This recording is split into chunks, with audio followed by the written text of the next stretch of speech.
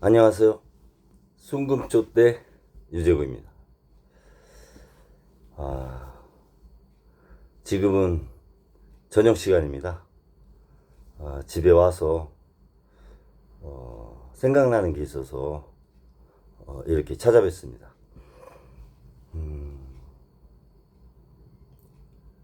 대한민국은 지금 엑소더스 현상이 심화되고 있다. 이렇게 생각이 듭니다. 먼저 우리 국민들이 해외로 많이 나가고 있어요. 그렇게 나가시는 분들이 나가셨다가 다시 돌아오는 게 아니라 정착을 위해서 나가시는 분들이 늘어나고 있습니다. 특히 이공계 청년 인구에서 그런 현상이 많이 나타나고 있습니다. 이공계는 아시다시피 미래를 이끄는 인재들입니다. 과학계. 혁신하고 혁명을 해서 새로운 신산업을 이렇게 창출하는 그런 인재들이죠. 작년도 23년도에 외국에서 들어온 사람이 4,000명. 우리 자국민이 나간 청년이 3만 명입니다. 그런 걸 보면 우수 인재들이 지금 한국을 떠나고 있다. 앞으로는 그 인구수가 늘어나서 3만 5천 명이 넘을 것 같습니다. 한 해 유출 인구가. 미래를 책임지고 나라를 이끌어가야 될 우수한 과학 준비생들이 나라가 싫어서 또 생태계가 붕괴돼서 자신들이 쓸 땅이 없어서 대한민국을 떠나고 있습니다. 참 심각한 상황입니다. 인구는 줄고 주는 인구 속에서 미래를 이끌어갈 청년은 1년에 3만 명 이상 우수 인재가 이렇게 유출되는 현상이 참 안타깝습니다. 그 청년들이 나가서 외국에서 공부를 열심히 해서 다시 돌아오기 위해서 나가는 게 아니에요. 대한민국이 싫고 지금의 정권이 하는 그런 행위들이 싫은 겁니다. 그리고 본인들이 이렇게 자신들의 역량을 펼칠 그런 생태계를 다 무너뜨려 놔서 쓸 자리가 없는 겁니다. 그래서 나가는 거예요. 이런 것들은 수치로 표현되지 않고 보이지 않는 국력입니다. 그 국력이 지금 감소되고 있다. 하나의 위협입니다. 우리가 미래를 준비하는 것에 대한 위협. 보통 1년에 34만 명이 대학교에 입학을 합니다. 그러면 그 중에 이공계가 15만 명 정도 돼요. 그 중에서 10%인 15,000명이 해외로 나갑니다. 졸업한 대학생 이공계 학생 중에 10%가 해외로 나가요. 한국에서는 일을 할 수 없다고 생각을 해서.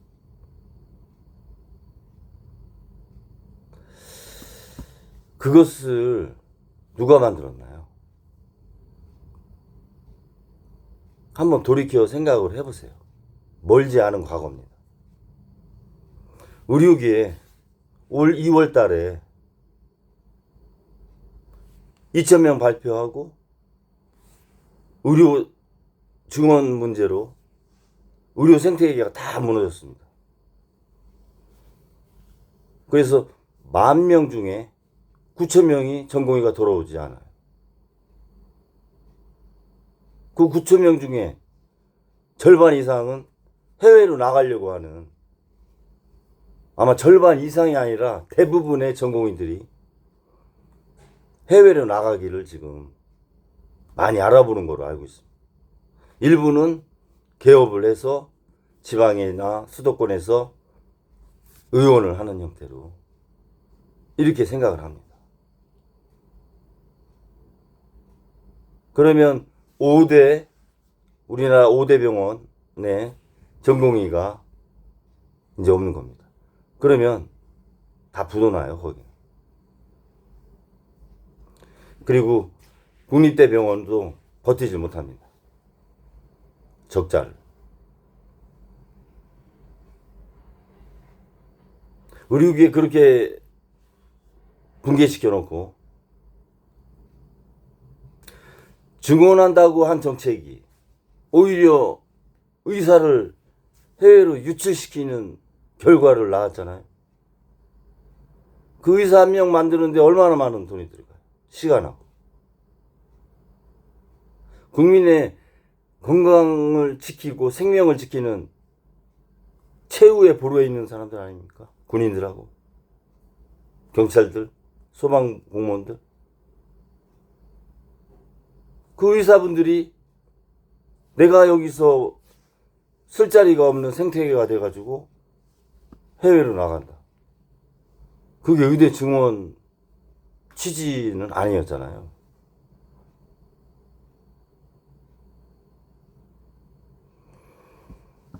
작년에 R&D 16.6% 예산 삭감했죠. 그리고 R&D 쪽 감사한다고 그 연구하고 있는 사람들 자료 내라고 그냥 작은 것까지 다 하니까 연구는 못하고 시달리니까 청년들이, 대학교 졸업하고 박사과정이 있던 사람들이, 아, 여기서는 내가 일을 할 수 없겠다. 미래가 보이지 않는다. 그런 마음을 갖고 해외로 떠나갑니다. 미국이나 중국, 독일. 자기가 갖고 있는 능력과 미래를 펼칠 곳을 찾아서 떠납니다. 그거는 뭐라고 할 수 없어요.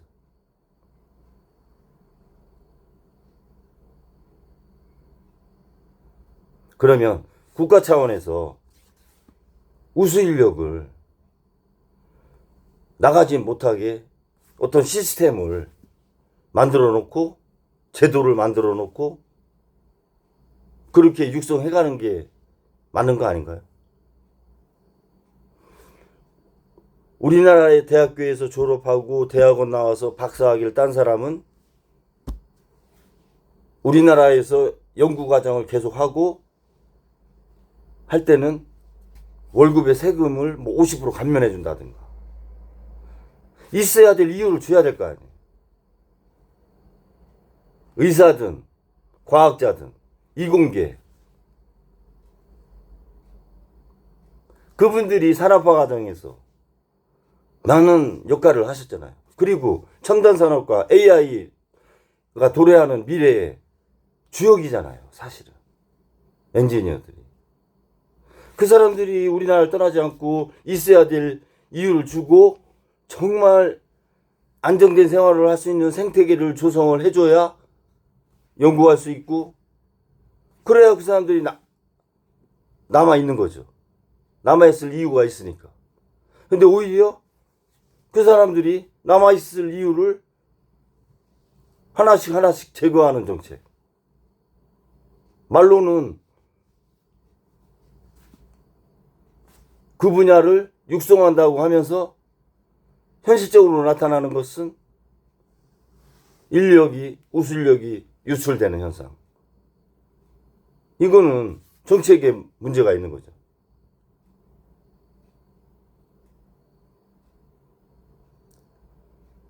모든 건 사람이 중요하잖아요. 대통령의 힘이 왜 있습니까? 인사권하고 예산권하고. 지방자치단체장도 그렇고. 인사권이라는 건 사람에 관한 부분 아니에요. 사람에 관한 부분이잖아요. 그거 얼마나 중요합니까? 그걸 국가 차원에서 관리해야죠. 우수 인력을.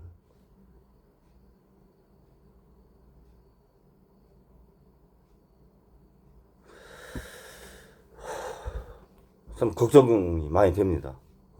이제 저도 60이 간 넘었는데요. 어떻게 보면 기성세대가 된 거잖아요. 꼰대 소리 들을 나이가 된 것 같은데,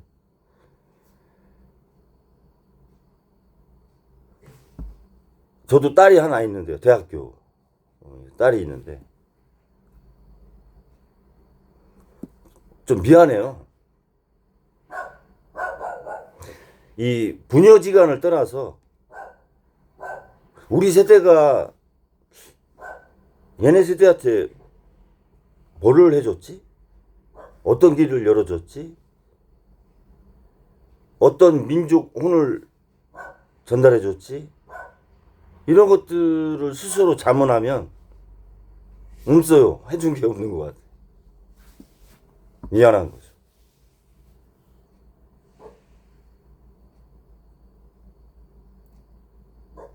정부는 의료계의 현재 상황 빨리 원래대로 정상화시키고, R&D 예산 어려운 재정이지만 늘려나가는 추세로 재정계획을 짜고요.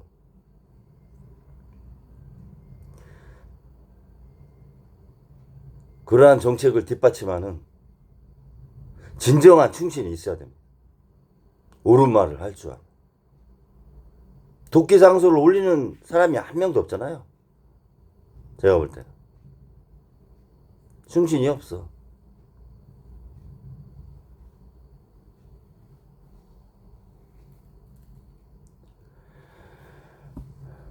검찰이라고 대검찰청 서초동에 그렇게 큰 빌딩 만들어 놓고, 그게 지금 국민을 위한 검찰입니까?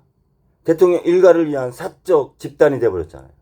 그러면 거기에 예산도 안 줘야 되고 월급 줘도 안 돼요. 끊어야지.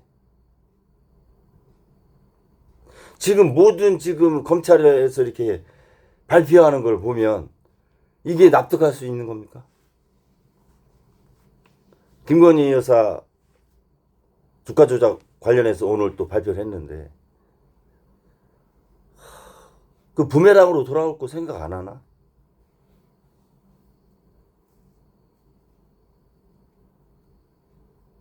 모든 국가 기관의 산하기관이 대통령 일가의 사적 기관이 돼버려가지고, 이 국민으로서 진짜 자괴감 느낀다니까요. 제가 대한민국 국민인가 싶다니까, 이게. 대한민국 국민이 아닌 것 같아, 나는. 이 정체성에 막 혼란이 와요.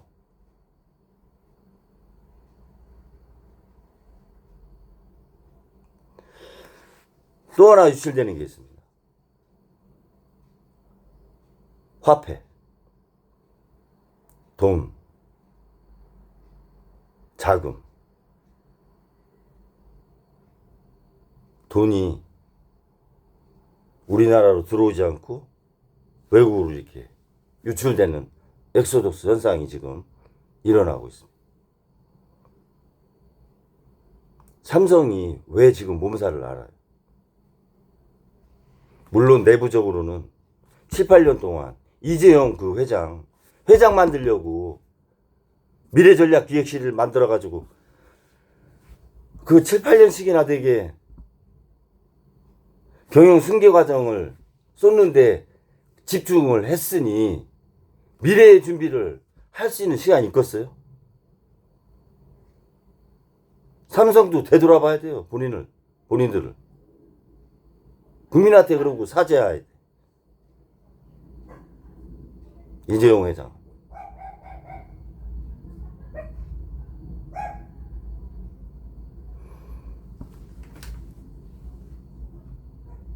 그래서 삼성이 떨어지면요, 이 주가 연계된 그 파생상품 펀드들은 같이 떨어지는 거예요. 가격이. 그래서 삼성만 빠진다고 우려하는 게 아니에요. 이 인덱스 펀드라고 해서 주가 연계 지수 가지고 이렇게 수익률을 맞추는 펀드는 대장주인 삼성주가 빠지면 그냥 같이 빠지는 거예요. 그러면 다 손실이 나는 거죠, 펀드가. 그러면 펀드 외국인들이 투자하려고 왔어요, 우리나라 펀드. 그러니까 팔아가지고 다 나가는 거예요.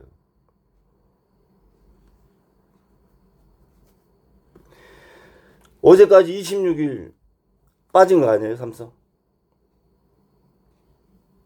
기록 경신했죠. 코로나 때 25일보다. 대금으로는 뭐 그때 4조 4천억 해서 11조니까 3배 이상 빠져나가는 거예요, 돈이. 중국 시장하고 미국. 지금 중국 시장은 조금 불이 붙기 시작하잖아요. 미국은 그 제조업 자국 내에서 생산하려고 이제 하고 있고. 트럼프 제가 지난번 말씀드렸지만 그분은 제가 볼 때 내가 해야 될 일을 줘. 그리고 내가 할 때는 돈을 줘야 돼. 청구서를 내밀잖아요. 니네 나라에 우리 국군이 미국 가 있으니까 돈 내놔. 더 내놔. 지금 1조 3천억 원 들어가거든요. 주한미군 주둔 비용이. 저희가 내는 게. 그 13조 내라는 거 아니에요? 9배 더? 그거 대통령 할 때도 그 얘기 했어요. 청구서 계속 내미는 거야. 공짜로는 못한다. 이제 돈 안 내면은 아무것도 안 해주겠다. 중국의 전기차 관세 100%씩 때리고 자국 보호한다고. 그렇게 국익 우선으로 가는데 우리나라는 지금 어떻게 하고 있어요? 외교 자체가 굴종 외교 아니에요. 맹목적으로 그냥 따라가는 거예요. 중심이 없어. 그러니까 정치가 불안하고 그 정의를 실현할 검찰이 어떤 의사결정이 국민들이 납득할 수 없는 결정을 하니까 외국인들이 볼 때 여기는 생태계가 내가 있을 곳이 아니다. 그래서 다 나가는 거예요. 사람이든 돈이든.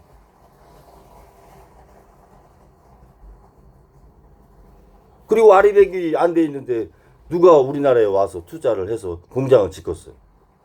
아리백으로 만들어야 생산을 한 제품을 팔 수 있는데. 독일은 지금 뭐 좀 어렵지만 거기는 아리백이 한 60% 돼 있어요. 진도가. 우리 8.29%야.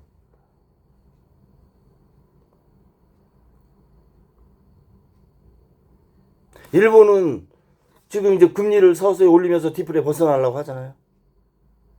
그래서 제가 조금 전에 쇼츠 이제 올렸는데 26년도면 22년도에 시작했던 세계 공급망 재구축 5년이 끝납니다. 26년도 말이면. 그러면 사람은 미국으로 가고 화폐는 일본으로 간다고 제가 쇼츠 올려놨는데 그걸 작년에 제가 페이스북에 올렸던 거예요. 일본이 어렵긴 어려워요. 사실 어려운데 그렇게 따지면 저희도 어렵잖아요. 중국도 어렵고 다 어려워요. 미국도 상업부동산 이렇게 얘기하면 다 어려워요. 나라마다.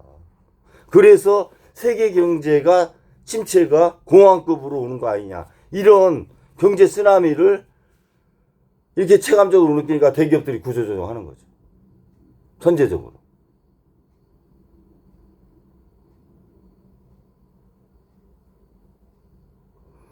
증시가 대장주인 삼성이 그렇게 힘드니까 돈이 빠져나가고 정치가 불안하고 북한과의 관계가 하루하루 이게 지나갈수록 너무 긴장이 고조되니까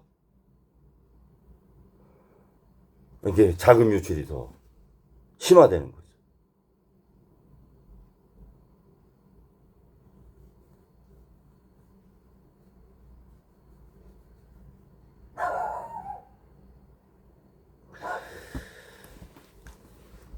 정부는 특단의 조치가 필요한 상황입니다. 제가 뭐 이런 말씀까지는 안 드리려고 했는데 지금 시중의 금융 사정이 어떠냐면요. 그나마 1금융권은 괜찮아요. 1금융권이라고 하면 5대 시중은행. 그리고 농협, 중앙회, 농협 중앙회. 그 정도가 시중은행이죠. 1금융권. 그런 데는 부실채권이 별로 없어요. 자체 시스템으로 부실하다고 판정되면 대출 자체가 안 돼요.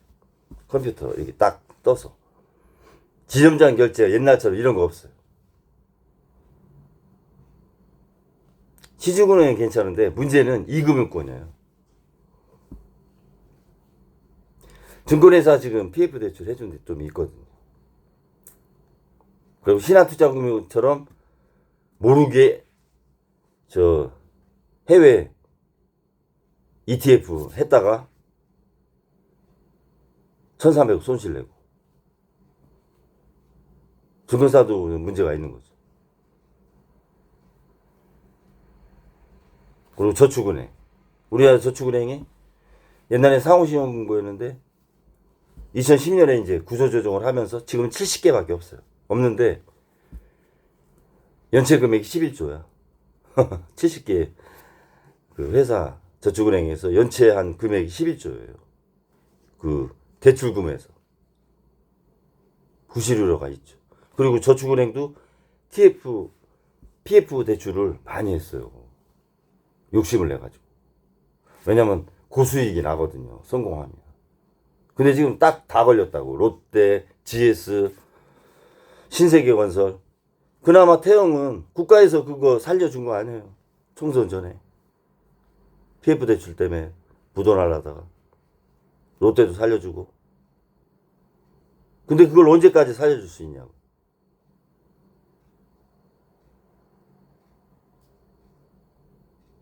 저축은행도 그렇지.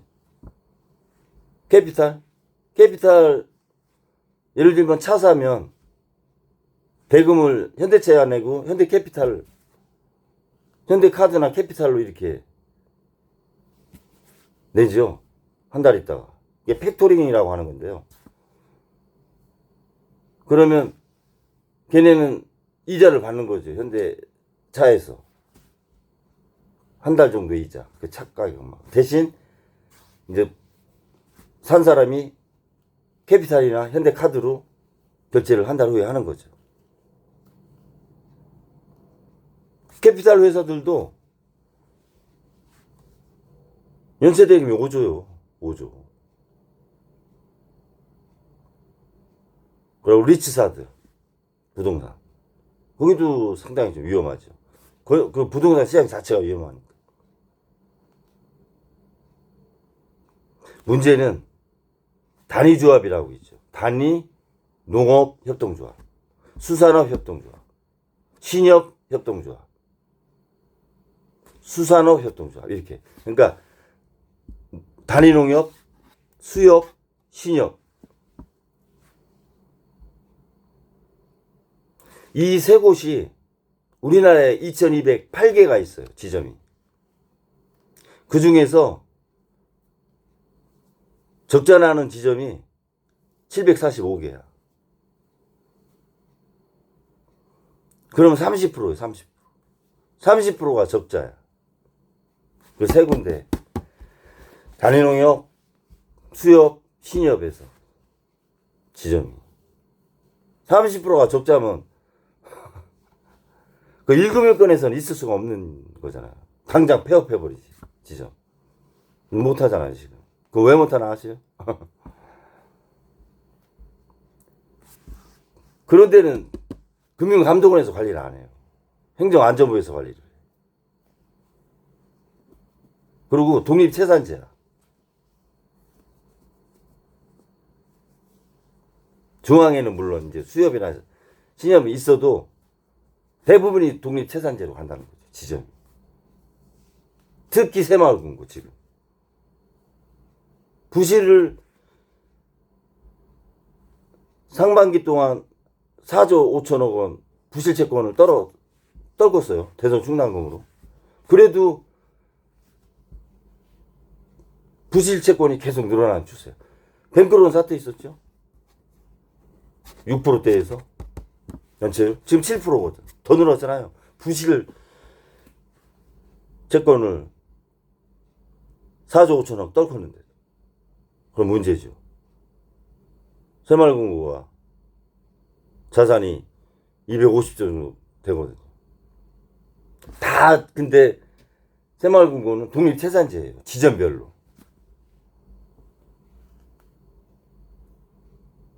그래서 대구에서 PF 대출 문제 났을 때 12개 새마을금고가 연합해서 공동 대응을 한 거 아니에요. 그리고 뱅크론 났을 때 산업은행에서 좀 도와주고. 그렇게 하고서 이렇게 지금 왔는데 계속 연체율 늘어나잖아요. 그게 PF 대출하고 가계 대출에서 다 문제가 나는 거예요, 지금.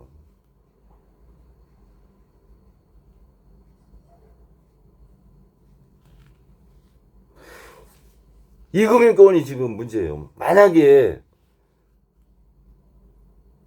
자본시장에서 문제가 터지면 이금융권에서 문제가 터지는 거예요. 1금융권은 돈만 잘 벌어요, 지금.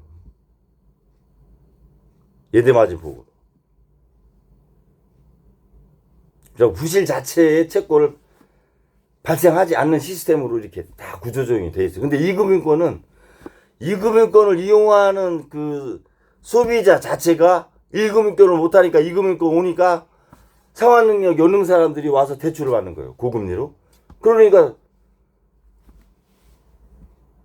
연체율이 올라갈 수밖에 없는 거죠. 더군다나 지금 경기가 내수 자영업자 시장이 너무 안 좋으니까 자영업자 그냥 폐업하면 다중 채무자들 다 연체되는 거 아니에요. 지금 이금융권도 문제다. 아주 심각합니다. 이금융권. 이런 상황에서 외국인들이 이런 걸 모를까요? 다 안다니까요. 아니가 다 떠나는 거야. 거기다가 정치를 그 사람들이 볼 때 정상적으로 하지 않는 거라고 보는 거죠. 자기들도. 아, 여기 이 나라 이거 도대체 어떻게 하는 거예요, 정치를. 에다가 증권시장 정책하는 거 보면 선진화가 되어 있지 않고 예측 불가능하게 이렇게 운영을 하니까 갑자기 뭐 공매도 중지시키고. 아유, 그렇게 하면은 그 외국인들은 그런 거를 이해 못하고 인정도 안 해요. 그러니까 떠나는 거예요. 공매도라는 게 빠지는 장에서도 수익이 나는 거거든. 높게 사서 낮게 사가지고 다시 갚는 거니까. 아, 그런 제도를 주가 안 오른다고 없애버리고 뭐 일정 기간 중지시키고 그 발표도 며칠 전에 하고 이게 정상적인 시작이에요. 그 사람들이 볼 때. 그러니까 떠나는 거예요. 거기다가 삼성까지 지금 미래 준비를 못 해가지고 자기 발등에 불 끄기 바쁘니까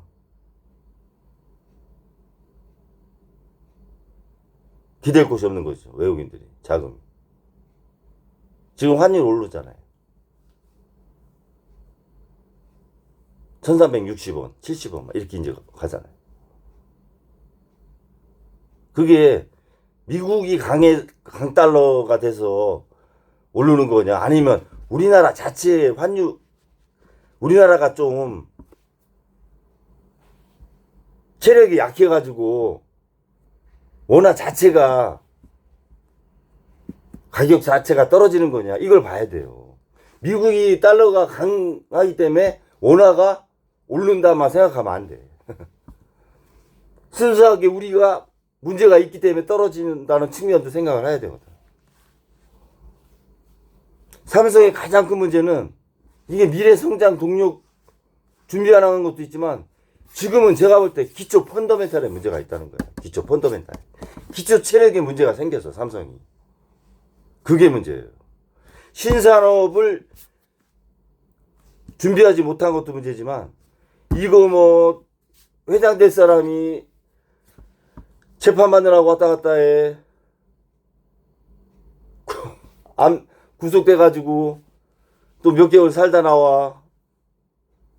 또 경영권 승계하는데 그러면서 한 7, 8년을 보낸 거 아니에요. 거기다 또 대통령은 본인을 과시하려고 하는지는 몰라도 어디 가면 꼭 데리고 다녀. 또 해외 가면. 그러고는 잘못한 거 있으면 데리고 가서 떡볶이 먹방 시키고 뒤에 들을 놀이 세워서. 우리 잼보리 때 12일간 했는데 저는 잼보리가 그게 이상한 게 아니에요. 일어날 게 일어난 거고, 저는 작년에 잼보리 딱 끝나는 날 제가 페이스북에 올렸는데 잼보리 12일 동안 우리나라 브랜드 가치 200조 빠졌다고 제가 올렸어요. 페이스북에. 그리고 엑스포는 어려워질 거고 11월 달에 작년 11월 달에 발표했잖아요. 프랑스에서.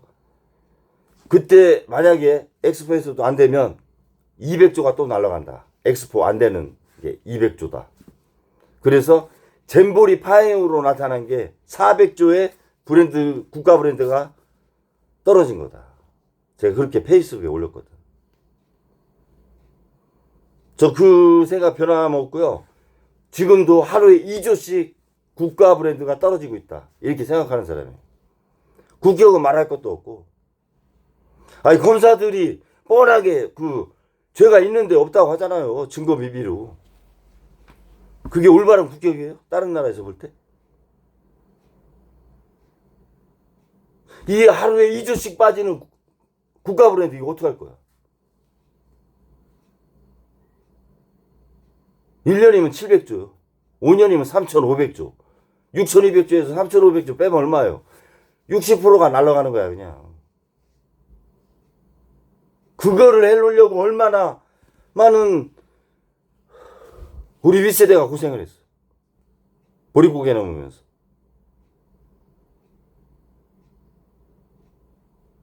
근데 우리 세대 586 민주화 했다는 거 이외에 뭐 한 게 뭐 있어? 지금 와가지고 더 큰 아파트, 더 큰 차, 높은 지위, 큰 땅덩어리, 그거만 생각하는 거 아니야 지금? 그래서 저 미안하다니까. 나 이공계한테도 미안해. 의료계하고 과학계, 교육계한테도 저 미안한 사람이에요. 저 문과 회계학과 출신인데 진짜 걔네들한테 미안하다고. 그리고 우리 밑에 있는 X세대하고 MZ세대한테 미안해. 저 개인적으로 능력이 없어갖고 뭐 개인적으로 미안해요. 또 세대로서 제가 대표로 얘기할 수는 없는데 586 세대로서도 미안하고 저 개인적으로 해준 게 없어. 2년 발전을 못 시켰거든. 그래서 지금의 정치적인 혼란이 오고 돌연변이 정권이 나타난 거야.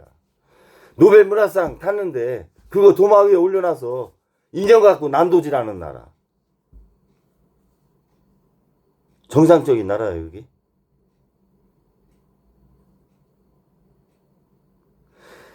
사람이 떠나고 돈이 떠나는 나라. 대한민국. 선열들이 원하던 나라였나요? 저는 용산과 여야, 검찰, 서초동 법조타운, 사법부, 국무총리, 강요들, 국가를 책임지게 오는 사람들한테 그런 나라를 원했는지 묻고 싶습니다. 감사합니다. 방송 마치겠습니다.